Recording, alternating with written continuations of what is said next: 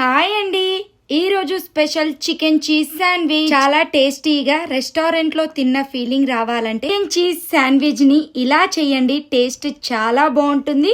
ఎలా చేయాలో ప్రాసెస్ కి వెళ్దాం. బోన్లెస్ చికెన్ తీసుకొని వీటిని ఇలా కోసి చిన్న చిన్న ముక్కలుగా కట్ చేసి పక్కన పెట్టుకోవాలి. చికెన్ ని చిన్న చిన్న ముక్కలుగా కట్ చేయడం వల్ల అవి తొందరగా కుక్ అవుతుంది. స్టవ్ ఆన్ చేసి కడాయి పెట్టాలి. అందులోకి కొద్దిగా ఆయిల్ పోసి ఆయిల్ వేడైన తర్వాత చికెన్ ముక్కలు వేసి బాగా కలుపుకుంటూ చికెన్ లో వాటర్ అంతా బయటికి వచ్చి కొద్దిగా వాటర్ ఉన్నప్పుడు కొద్దిగా పసుపు, రుచికి తగినంత ఉప్పు, రుచికి తగినంత కారం, కొద్దిగా ధనియాల పౌడర్ వేసి కలుపుకుంటూ అందులో వాటర్ అంతా ఇంకిపోయి ముక్కలు సాఫ్ట్ గా ఉడికిన తర్వాత స్టవ్ ఆఫ్ చేసి పక్కన పెట్టుకోవాలి. బ్రౌన్ బ్రెడ్ ముక్కల్ని తీసుకొని వన్ సైడ్ కాల్చుకొని పక్కన పెట్టుకోవాలి. బ్రెడ్ ముక్కల్ని రెండు వైపులు కాల్చకూడదు, ఎందుకంటే ఇంకో సైడ్ కుక్ చేసేటప్పుడు కాల్చుకోవాలి. ఒక బౌల్లో టమాటో సాస్, మయోనీస్ వేసి బాగా కలుపుకోవాలి.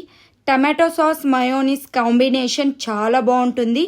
టేస్ట్ చాలా బాగా ఉంటుంది. ఇలా కలుపుకున్న తర్వాత కాల్చుకున్న బ్రెడ్ ముక్కల పైన ఈ మయోనీస్ టమాటో సాస్ పేస్ట్ వేసి బ్రెడ్ పైన అప్లై చేసుకోవాలి. ఇలా అప్లై చేసుకున్న తర్వాత చికెన్ ముక్కల్ని వాటిపైన వేసి స్ప్రెడ్ చేసుకోవాలి. అన్ని బ్రెడ్ ముక్కల పైన చికెన్ ముక్కల్ని వేసి స్ప్రెడ్ చేసుకున్న తర్వాత చీజ్ ని తీసుకొని వాటిపై నుంచి చల్లుకోవాలి. ఇలా అన్ని ముక్కల పైన చల్లుకున్న తర్వాత ఇంకో సైడ్ కాల్చుకున్న బ్రెడ్ ముక్కల పైన టమాటో సాస్ మయోనీస్ సాస్ ని వేసి అప్లై చేయాలి. వీటిపై నుంచి ఇలా పరుచుకున్న తర్వాత ఇలాంటి కడాయి పెట్టి స్టవ్ ని లో ఫ్లేమ్ లో పెట్టుకొని ఈ బ్రెడ్ ముక్కల్ని వాటిపైన పెట్టి మూత పెట్టి కుక్ చేయాలి. ఇలా రెండు వైపులు కాల్చుకున్న తర్వాత బయటికి తీసేయాలి. ఇలా అన్ని బ్రెడ్లని రెండు వైపులు కాల్చుకుని బయటికి తీసేస్తే చాలా రుచికరమైన చికెన్ చీజ్ శాండ్విచ్ రెడీ. ఈ విధంగా చేయండి. రెస్టారెంట్ లో తిన్న ఫీలింగ్ వస్తుంది. చిన్న పిల్లలకి చాలా ఇష్టపూర్తిగా తింటారు. స్కూల్ నుంచి వచ్చిన తర్వాత పిల్లలకి ఇలా చేసి పెట్టండి, చాలా బాగుంటుంది.